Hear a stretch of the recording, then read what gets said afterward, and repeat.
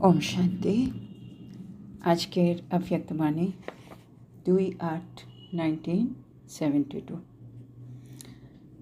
তো বাবা বলছেন আমাদেরকে প্রতিটা কর্ম সংকল্প বা আমাদের বাণীকে বিধিপূর্বক বিধি অনুযায়ী যদি আমি করতে পারি তাহলে আমরা সিদ্ধি স্বরূপ তো হবই হব। তার জন্য বাবা আমাদেরকে বলছিলেন আমাকে নলেজফুল, পাওয়ারফুল আর লাভফুল হয়ে থাকতে হবে।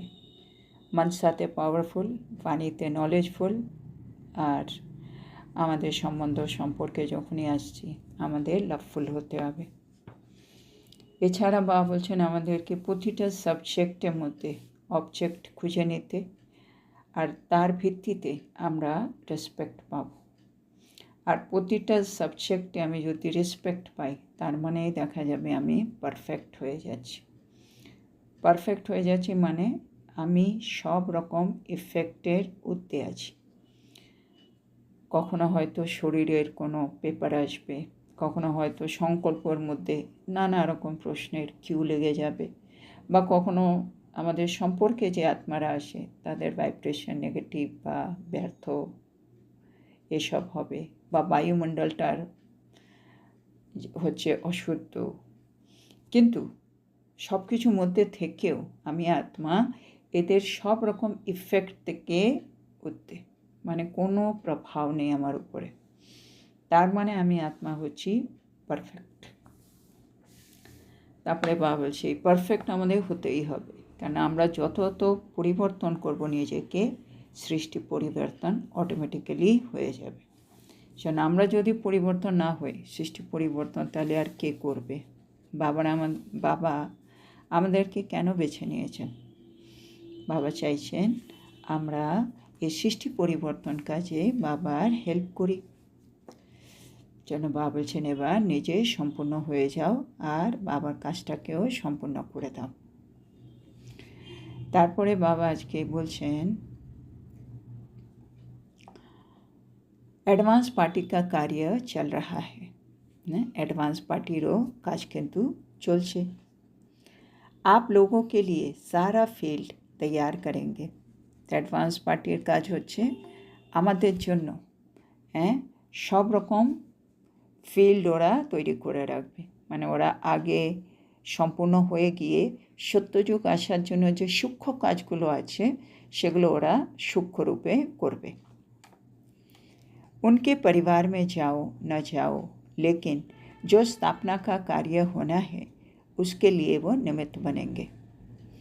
এইসব আত্মারা সত্যযুগে যেখানেই যাক, আমরাও কি সে পরিবারে যাব কি যাব না সেটা জানা নেই, কিন্তু যে অ্যাডভান্স পার্টির যে আত্মারা গেছেন তারা প্রত্যেকেই স্থাপনার কাজে নিমিত্ত। কিন্তু कोई पावरफुल स्टेज लेकर निमित्त बनेंगे। ওরা শরীর সম্পূর্ণ অবস্থায় ছেড়েছে, আত্মা সত্যপ্রধান অবস্থায় শরীর ছেড়েছে, সেজন্য ওদের স্থিতি হচ্ছে খুব পাওয়ারফুল। সেজন্য এই পাওয়ারফুল স্টেজই ওদেরকে সত্যযুগে স্থাপনার কাজে নিমিত্ত করবেন। ऐसी पावर्स लेंगे जिससे स्थापना के कार्य में मददगार बनेंगे। এদের পাওয়ারফুল স্টেজ এদেরকে দিয়ে স্থাপনার কাজে বাবার ওরা মদদগার হবে, বাবাকে ওরা হেল্প করবে। তারপরে বাবা বলছে आजकल आप देखेंगे दिन प्रतिदिन न्यू ब्लड का रिगार्ड ज़्यादा है। বাবা বলছে এখন আমরা দেখব দিন প্রতিদিন এমন সময় চলছে যে নিউ ব্লাড যারা নতুন আসছেন তাদের কিন্তু রিগার্ড অনেক বেশি। এখন আমরা দেখব কম বয়সের মধ্যেই সে যে কোনো বয়স হোক যে কোনো ফিল্ডে হোক তারা কত ভালো পারফরমেন্স করছে, ভালো জ্ঞান শোনাচ্ছে, ভালো ভাগবতের কথা শোনাচ্ছে, ভালো গান করে, যে কোনো ফিল্ড হোক সব নতুন কম বয়সে কত সুন্দর ওদের পারফরমেন্স, জন্য ওরা অনেক বেশি রিগার্ড পাচ্ছে, সম্মান পাচ্ছে বিশ্ব থেকে। जितना आगे बढ़ेंगे उतना छोटों की बुद्धि जो काम आएगी वो बूढ़ों की नहीं, ये चेंज होगी। বলছে যত সময় এগিয়ে যাবে দেখা যাবে ছোটদের যে বুদ্ধি সেটা বেশি কাজে আসছে। আর বয়স্ক মানে বুড়ো যারা হয়ে গেছে তাদের বুদ্ধি আর এখন বেশি কাজ করবে না। এই পরিবর্তনটা সৃষ্টিতে হবে, মানে কম বয়সের আত্মারা অনেক বেশি কাজ করবে। বড়ে भी बच्चों की राय को रिगार्ड देंगे। দেখা যাবে বয়স্করাও ছোট বাচ্চারা মানে যারা খুব ভালো কাজ করছে, কেন ওদের বুদ্ধি খুবই শার্প হয়ে গেছে, ওদেরকে বয়স্ক লোকেদেরকে বাচ্চাদেরকে সম্মান দিতে হচ্ছে। अब भी जो बड़े हैं वो समझते हैं हम तो पुराने ज़माने के हैं और ये है आजकल, है ना। এখনও বয়স্করা কি বলে, আমরা তো সেই পুরনো জমানা, है ना, পুরনো সময়ের লোক, এরা সব আজকালকার সময়ের লোক। उन्हों को रिगार्ड ना देंगे, बड़ा समझ न चलाएंगे तो काम ना चलेगा। সেনা বলে এরা তো নতুন যুগের ছেলে মেয়ে, এদেরকে সম্মান দিতেই হবে, এদেরকে একটু বড় ভাবতে হবে, না হলে দেখা যাবে কাজ চলছে না। पहले बच्चों को रोब से चलाते थे, अभी ऐसा नहीं है। তারপর হচ্ছে প্রথমে বাচ্চাদেরকে রোব দিয়ে চালানো হতো, হ্যাঁ না, তেজ মানে দেখে এই এরকম করিস, এটা করবি না, এরকমভাবে আমরা বাচ্চাদের সাথে কথা বলতাম বা টিচাররা স্টুডেন্টের সাথে কথা বলতো। কিন্তু আজকাল আমরা রোব দেখাতে পারি না, হ্যাঁ না, এখন কমপ্লেন করবে, আরও অনেক রকম নিয়ম শুরু হয়ে গেছে। এখন ভালোবাসা দিয়ে রেসপেক্ট দিয়ে চালাতে হয়। তো बच्चों को भी मालिक समझ के चलाते हैं। তো এখন সময় এমন এসছে আর আমরা রোপ দিয়ে কাজ করতে পারছি না, এখন আমাকে বাচ্চাদেরকেও মালিক ভেবে কাজ করতে হচ্ছে। তো ये भी ड्रामा है। তো বাবা বলছে এটাও ড্রামার মধ্যে একটা পার্ট। একসময় আমরা বাচ্চাদেরকে এভাবে মানুষ করেছি, আমরা যা বলেছি সন্তানেরা শুনেছে। এখন একটা সময় এসছে যখন সন্তানেরা আর মা বাবার কথাগুলো এইভাবে শোনে না। এখন ওদেরকে সম্মান দিয়ে বুঝিয়ে সুঝিয়ে যদি করা যায় তাহলে ঠিক আছে, যদি ওরা মেনে নেয়, নাহলে হবে না। এটা ড্রামাতেই এই সময়টা এসছে বা এটা বলছেন। ছোটে হি কামাল করে দেখাएंगे। আর এখন দেখা যাবে ছোটরাই কিন্তু বড় বড় কাজ করে দেখাবে, कमाल করবে। অ্যাডভান্স পার্টি কা তো আপনা কার্য চল রাহা है। অ্যাডভান্স পার্টিতে যারা গেছে তারা তো নিজের কাজ করছেই, लेकिन वो भी अपनी स्थिति एडवांस में जाने लिए रुके हुए हैं। তো ওরাও অ্যাডভান্স পার্টি এমনি শরীর ছেড়ে সম্পূর্ণ হয়ে রয়েছে, কিন্তু ওরাও চাইছে আরও অ্যাডভান্সে যেতে, है ना, সত্যযুগে সত্যি চাই, ওরা সেটাও চাইছে। उनका कार्य ही आपके कनेक्शन से चलना है। কিন্তু ওরা যে কাজটা চাইছে ওই কাজটা হবে কি করে, বা বলছে তোমাদের কানেকশানে হবে। सारा कार्य का आधार विशेष आत्माओं के ऊपर है। মানে আমরা হচ্ছি সেই বিশেষ আত্মা, আমরা যদি সম্পূর্ণ হয়ে যাই সৃষ্টি পরিবর্তন হয়ে যাবে। আর অ্যাডভান্স পার্টিরও যে আত্মারা আছেন তারা যে সূক্ষ্ম কাজ করছেন স্থাপনার কাজ, তাদেরও কাজটা সম্পূর্ণ হয়ে যাবে, সবাই আমরা জীবন মুক্তিতে প্র্যাকটিক্যালে চলে যাব। সেজন্য বাবা বলছে অ্যাডভান্স পার্টি আত্মারাও তো গিয়ে, যেমন ব্রহ্মা বাবা উনিও তো গিয়ে কিছু তো করতে পারছেন না, যতক্ষণ না আমরাও সম্পূর্ণ হয়ে আসছি অতক্ষণ স্বর্গের তো গেট খুলছে না, জন্য সবাই আটকে আছে। সেজন্য বাবা বলছে সব কিছুর কানেকশান কিন্তু তোমাদের বিশেষ আত্মাদের সাথে আছে। চলতে চলতে না ঠান্ডাই হয়ে যাতি হ্যাঁ। বাবা যখন আমাদেরকে বলে উৎসাহ উদ্দীপনা দেয় তখন আমরা খুব রেডি থাকি, কিন্তু দেখা যায় তারপরে কিছুদিন ভালো চলতে চলতে আবার একটু আমরা স্লো হয়ে যাই। আগ লাগতি হ্যাঁ ফির শীতল হয়ে যাতে হো, মানে আগুন লেগে যায়, হ্যাঁ আজকেই করবো, আজকে থেকে এটা হবে, এই হবে একেবারে। তো বাবা বলছেন আমাদের মধ্যে সাহস চলে আসে, মানে আগুন লেগে যায় ভেতরে, ভেতরে নাড়া দেয়, কিন্তু আবার আমরা একটু শীতল হয়ে যাই, ঠান্ডা হয়ে যাই। লেকিন শীতল তো নেই হোনা চাইয়ে না। কিন্তু বাবা বলছে আসলে কি, শীতল হওয়া আমাদের উচিত না, মানে যেটা করণীয় ওটা করে আমাকে আরও এগিয়ে যেতে হবে, আমার পুরুষার্থটা আরও তীব্র হওয়া উচিত। কিন্তু তীব্র না হয়ে দেখা যায় আমি আরও স্লো হয়ে যাচ্ছি। সেটা হওয়া উচিত নয় বাবা বলছে। बाहर का जो रूप होता है ना मनुष्य, तो वो देखते हैं, है না। এবার বাইরে থেকে যারা দেখছে তারা যেই রূপটা আমার দেখতে পাচ্ছে ওরা তো ভাববে এটাই বোধহয় বাস্তব। समझते हैं ये तो चलता आता है, बड़ी क्या बात है। হ্যাঁ, ওরা ভাববে এটা তো চলে, এর মধ্যে এটা কোনো বিরাট ব্যাপার নয়, হ্যাঁ না। মানে আমি রোজ অমৃতবেলা একেবারে ধরো 3টে থেকে 5টা করতাম, আস্তে আস্তে একটু ঠান্ডা হয়ে গেলাম, 4:30 মানে 3:30 হলো, তারপরে 4টে হলো, স্লো চলছে, আবার ঝুটকা খাচ্ছি। তখন আশেপাশের লোককে দেখলেও কি বলবে, হ্যাঁ হ্যাঁ এগুলো তো হয়, সবাই কি আর একরকম পুরুষার্থ করতে পারে, সব দিন কি আর একরকম পুরুষার্থ হয়, বাইরে থেকে এরকমই বলবে, কেন, মানে এটাই স্বাভাবিক। মানে আমি যে ভেতরে মানে উৎসাহ উদ্দীপনা নিয়ে পুরুষার্থে নেমে পড়েছি, ওটা প্রতিদিন আগুনটা আরও বাড়া উচিত। মানে যেই লেভেলে আছি লেভেল থেকে 1% 2% করে আরও বাড়বে, কিন্তু দেখি আমরা ঠান্ডা হয়ে যাচ্ছে, মানে 1% 2% করে আরও কমে যাচ্ছে। তো বাবা বলছে সবাই ভাববে এটা তো হয়, এটা তো বিরাট ব্যাপার কি আছে, परंपरा का खेल तो चलता आ रहा है, এটা তো বরাবর চলেই আসছে। लेकिन ये चलते चलते শীতলতা क्यों आती है।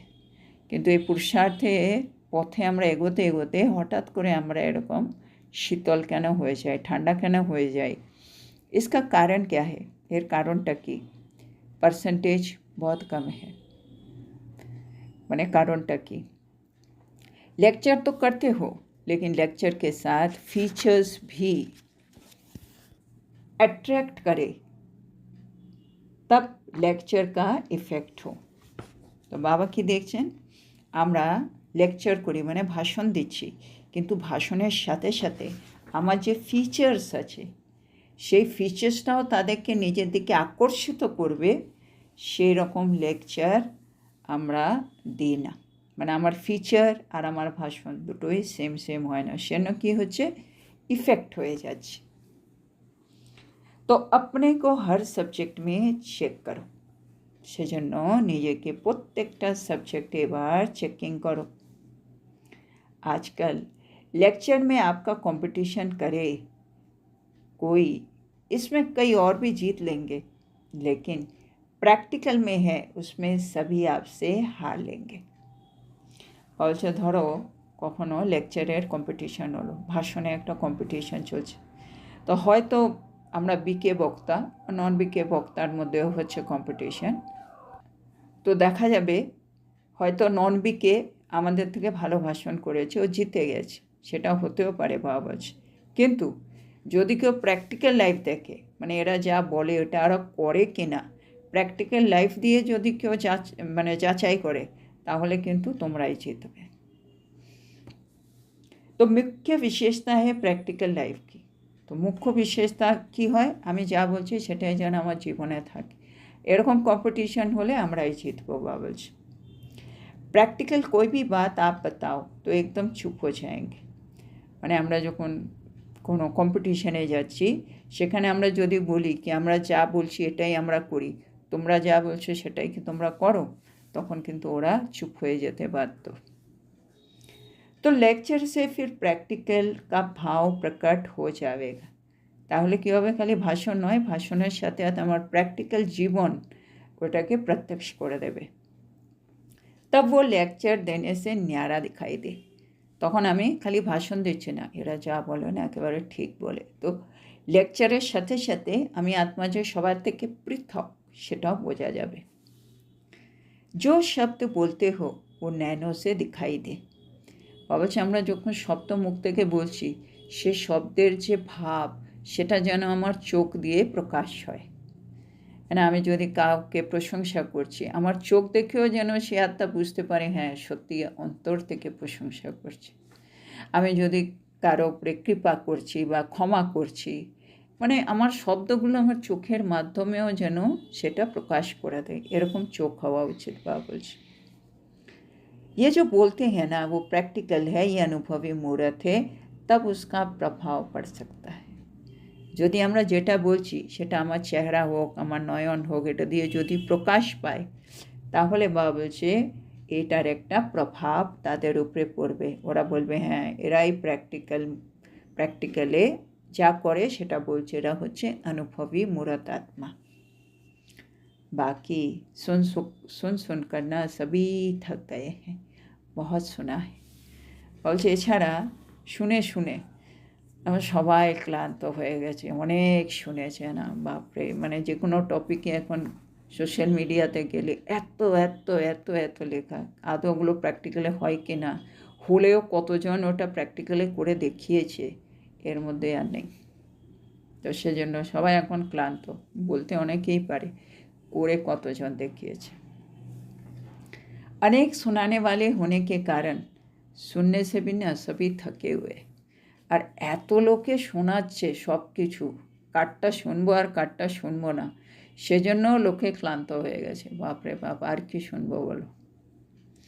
कहते हैं, ওরা বলে, सुना तो बहुत है, अब अनुभव करना चाहते हैं, कोई प्राप्ति कराओ। তখন ওরা বারে বারে বলে অনেক শুনেছি, এখন আমরা অনুভব করতে চাই, তোমরা এখন প্র্যাকটিক্যালি আমাদেরকে কোনো প্রাপ্তি করে দেখাও, তাহলে আমরা মানব। तो लेक्चर में ऐसी पावर होनी चाहिए जो एक एक शब्द अनुभव कराने वाला हो। তাহলে বলছে আমরা যে লেকচার দিচ্ছি, আমাদের লেকচারের মধ্যে এতটা পাওয়ার হওয়া উচিত যে আমার এক একটা শব্দ তার ভেতরে যেন গেঁথে যায়, সে যেন সেটা ফিল করতে পারে, অনুভব করতে পারে। जैसे आप समझाते हो ना कि अपने को आत्मा समझो ना कि शरीर, যেমন আমরা বলছে সবাইকে বোঝাই कि তুমি হচ্ছে আত্মা, তুমি কিন্তু শরীর নয়। तो ये शब्द बोलने में भी इतनी पावर होनी चाहिए जो सुनने वालों को आपके शब्द की पावर से अनुभव हो। বলছে এই শব্দটা যে আমরা বলি, আমি হচ্ছে আত্মা, এই শরীর নয়, এইটা যে বলছো, এই যে শব্দগুলো বলছো, এই শব্দের মতো এতটা পাওয়ার হওয়া উচিত কি যে সামনে আমি যাকে বলছি সে শব্দগুলোর সাথে সেই পাওয়ারটাও যেন পায়। যখন ও শব্দের সাথে আমার পাওয়ারটাও পাবে, তখন ও অনুভব করতে শুরু করবে, হ্যাঁ সত্যিই তো, আমি তো শরীর নয়, আমি তো হচ্ছে আত্মা। एक सेकंड के लिए भी अगर उसको अनुभव हो जाता है तो अनुभव को वो कब छोड़ नहीं सकता, आकर्षित हुआ आपके पास पहुँचेगा। বলছে এক সেকেন্ডের জন্য যদি সে অনুভব করে নেয়, তাহলে সে অনুভবটাকে আর কখনো ছাড়তে পারবে না, ও তোমাদের দিকে আকর্ষিত হবেই হবে। মানে সেজন্য খালি ভাষণ করলে হবে না, ওকে ফিল कराओ, अनुभव कराओ। जैसे बीच बीच में आप भाषण करते करते उनको साइलेंस में ले जाने का अनुभव कराते हो, तो इस प्रैक्टिस को बढ़ाते जाओ।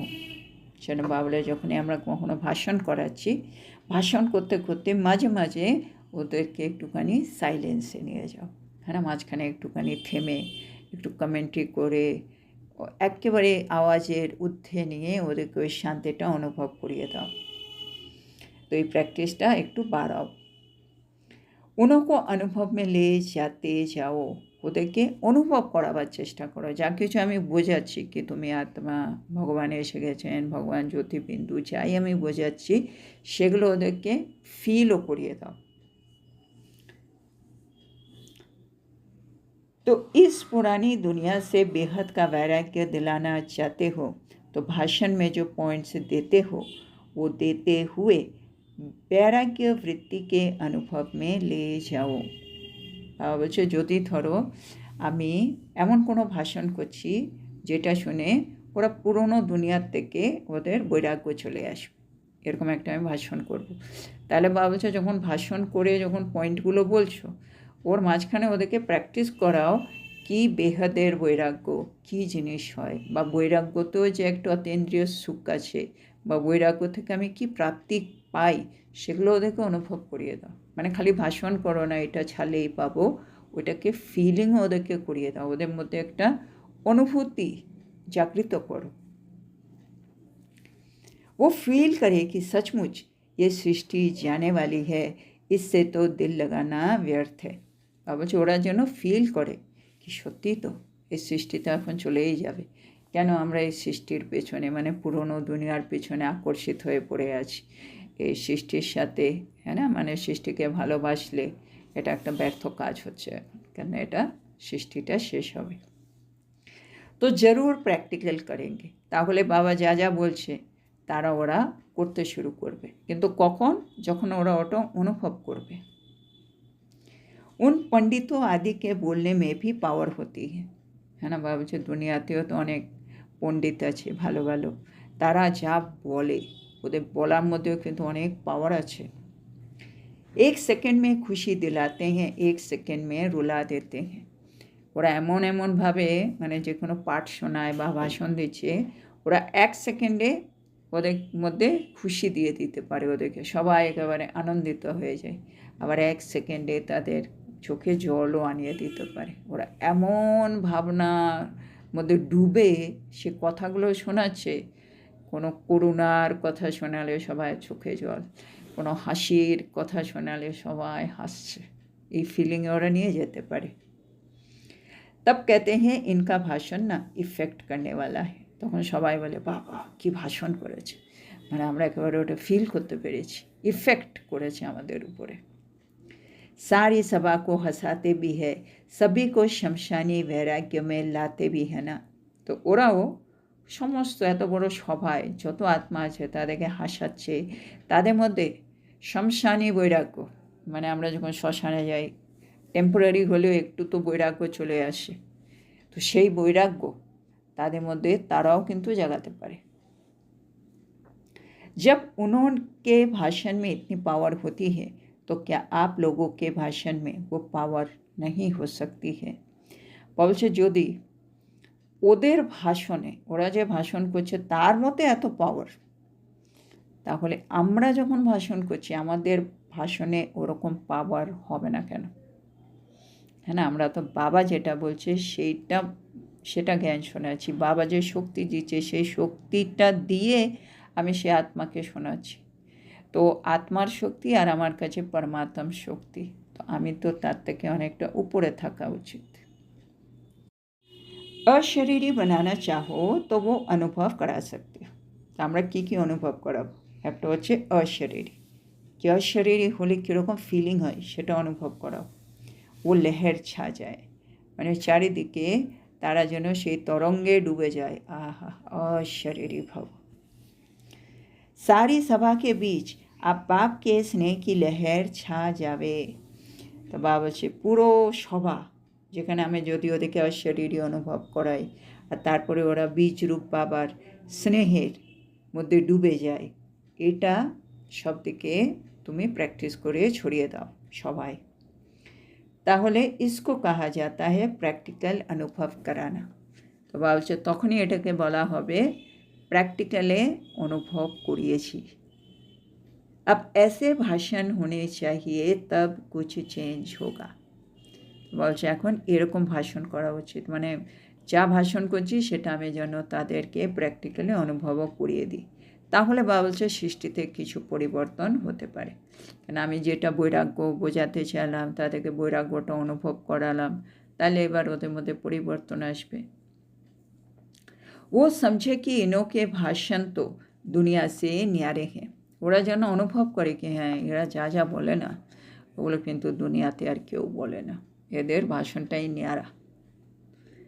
वो भले भाषण में सभा को हंसा लेते हैं, रुला लेते हैं, लेकिन अशरीरीपन का अनुभव नहीं करा सकते, बाप से स्नेह नहीं पैदा करा सकते। মানে ওরা কি পারবে না যেটা আমরা পারবো। ওরা পুরো সবাকে হাসাতেও পারে, কাঁদিয়েও দিতে পারে, কিন্তু আমরা ওদেরকে অশরীরীপন অনুভব করাতে পারি সেটা ওরা পারবে না। আমরা আত্মার পরমাত্মার যে স্নেহ সেটার অনুভব তাদের মধ্যে করাতে পারি, কি দেখো বাবা কত ভালোবাসে, সেটাও আমরা ওদেরকে ফিল করাতে পারি, সেটা ওরা পারবে না। कृष्ण से स्नेह करा सकते हैं लेकिन बाप से नहीं करा सकते।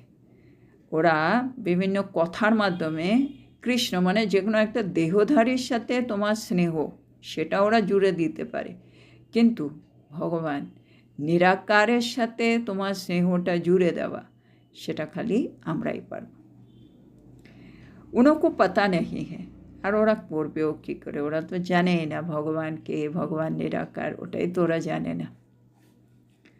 তো নিরালি বাত হোনি চাইয়ে। তাহলে আমরা যেটা জানি সেটা তারা জানে না, তাহলে আমাদের ভাষণ একটু সবার থেকে আলাদা হওয়া উচিত।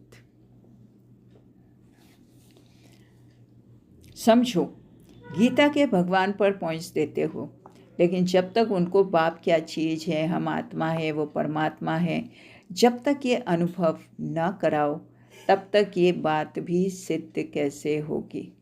বলছে ধরো আমরা ওদেরকে বোঝাচ্ছি গীতার ভগবানকে, তার উপরে আমি ওদেরকে পয়েন্টস দিচ্ছি, কিন্তু বাবা বলছে গীতার ভগবানকে ধরো আমি বোঝাতে চাইছি শিব পরমাত্মা, কিন্তু শিব পরমাত্মা কে?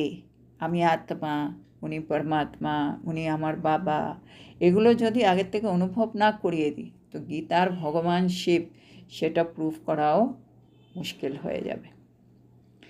সেজন্য তব তক ये बात भी सिद्ध कैसे होगी, সেজন্য আমি ওদেরকে কোনো মতেই বোঝাতে পারবো না কি গীতার ভগবান হচ্ছে শিব, যতক্ষণ না আমি ওকে আত্মা আর পরমাত্মার ব্যাপারটা বুঝিয়ে দিচ্ছি।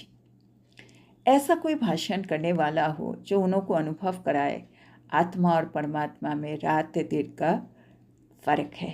বাবা বলছে এমন আমাদের ভাষণ করা উচিত কি ওদেরকে আমি অনুভব করিয়ে দেবো আমরা হচ্ছি আত্মা আর ভগবান হচ্ছে পরমাত্মা। আত্মা আর পরমাত্মার মধ্যে অনেক তফাৎ, কেন দ্বাপর যুগ থেকে কলিযুগ অবধি যে মহান আত্মারা এসছে ওরা কিন্তু সব আত্মা। শোনো, সব শাস্ত্রতে আত্মার জ্ঞান আছে, ওই আত্মারা যা ফিল করেছে অনুভব করছে সেরকম জ্ঞান আছে, কিন্তু এটা ভগবানের ডাইরেক্ট বাণী নয়। শোনো, আমরা যেটা শোনাচ্ছি এটা হচ্ছে পরমাত্ম জ্ঞান। তো রাত আর দিনের তফাৎ শাস্ত্র আর জ্ঞান মার্গে এটা ওদেরকে বোঝাতে হবে, অনুভব করাতে হবে। जब अंतर महसूस करेंगे तो गीता का भगवान सिद्ध हो जाएगा। যদি ওরা ডিফারেন্সটা বুঝে যায় কি হ্যাঁ ওটা আত্মার আর এটা হচ্ছে পরমাত্মার জ্ঞান, তাহলে ওরা গীতার ভগবান কে এটা ওরা অটোমেটিকই বুঝে যাবে। सिर्फ पॉइंट से उन्हों की बुद्धि में नहीं बैठेगा और ही लहर उत्पन्न होगी। আমি যদি অনেকগুলো পয়েন্ট বলে দিই, দেখো এইটা এই হয়েছে না সেন গীতার ভগবান শিব, এই হয়েছে না গীতার ভগবান শিব, এরকম যদি বলি বাবা ওদের বুদ্ধিতে বসবে না, ওরা আরও ইনফ্যাক্ট আরও কোশ্চেন আর কনফিউজ হয়ে যাবে, কোশ্চেন উঠবে ওদের মনের মধ্যে, কিন্তু আমরা তো এটা পড়েছি, আমরা তো এই পড়েছি, এরা তো এ বলেছে। কিন্তু বাবা বলছে যদি ওদেরকে অনুভব করিয়ে দাও তুমি আত্মা পরমাত্মা সঙ্গম যুগে কীভাবে ভগবান এসে নিজের কাজ করছে, এটা যদি আমি ওদেরকে অনুভব করিয়ে দিতে পারি তাহলে মনের মধ্যে আর প্রশ্নের ঝড় বইবে না। সেন বাবা বলছে लेकिन अनुभव कराते जाओ तो अनुभव के आगे कोई बात जीत नहीं सकती। তো বাবা বলছে অনুভব করিয়ে যাও, অনুভবের সামনে কোনো রকম বিষয় কিন্তু কখনো জিততে পারে না। ভাষণ মে अब ये तरीका চেঞ্জ করো। তো ভাষণ যখন করছো তখন এই পদ্ধতিটা এখন অবলম্বন করো। আচ্ছা, তো এখানে আজকে এই মূল্যটা শেষ হলো। তা আজকে বাবা বলছেন আমাদের ভেতরে পুরুষার্থের অনেক আগুন তো লেগে যায়, কিন্তু ওটা শীতলও হয়ে যায়, কিন্তু শীতল হওয়া উচিত নয়। আর তার জন্য কী করতে হবে বাবা বলছে আমরা যা যা বলি সেটা আমাদের প্র্যাকটিক্যাল লাইফেও যেন থাকে, আর আমরা যখন ভাষণ করছি সেটা আমাদের চোখের দ্বারা ন্যান দ্বারা বা হচ্ছে নয়ন দিয়ে যেন শব্দগুলো যেন শব্দের যে ভাব সেগুলো যেন প্রকাশিত হয়। এতে কি হবে, যেই আত্মাদেরকে আমি শোনাচ্ছি আমার প্র্যাকটিক্যাল জীবনটা আমার অনুভবটা তাদের ভেতরে গেঁথে যাবে। কেননা এখন পুরো সৃষ্টিতে সবাই শুনে শুনে ক্লান্ত হয়ে বসে আছে, সবাই চায় এখন দেখতে, সেজন্য তোমরা দেখাও, কোনো না কোনো ওদের অনুভব করাও, কোনো না কোনো ওদের প্রাপ্তি করাও। বলছে দুনিয়াতে হয়তো তোমাদের থেকে ভালো বক্তা আছে, কিন্তু ওরা অশারীরিকপণের অনুভব করাতে পারবে না, ওরা নিরাকার ভগবানের সাথে আত্মার স্নেহ এটা উৎপন্ন করাতে পারবে না। ওরা কৃষ্ণের সাথে স্নেহ করাতে পারবে, কিন্তু নিরাকার পরমাত্মার সাথে তোমাকে জুড়ে দেওয়া এটা তোমরাই শুধু পারবে। তো সেজন্য এখন শুধু শুধু ভাষণ করো না, ভাষণের সাথে সাথে ওদেরকে কোনো প্রাপ্তি করাও, ওদেরকে কোনো অনুভব করাও। এখন এই পদ্ধতিটা অবলম্বন করো। তো আজকের এত সুন্দর শিক্ষার জন্য আমরা আমাদের প্রিয় শিব বাবাকে বলবো ধন্যবাদ বাবা, ধন্যবাদ। ওম শান্তি।